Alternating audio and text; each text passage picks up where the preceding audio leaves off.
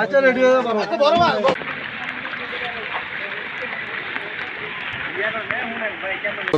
বন্যায় পাহাড়ি ঢলে হঠাৎ করে পানি চলে আসার পরে আমাদের গোডাউন ঢুকে যায়, অনেক মালামাল ক্ষতি হয়। তারপরে মানে মালগুলো উদ্ধার করতে পারি নাই, কারণ পানির তলে মালামাল।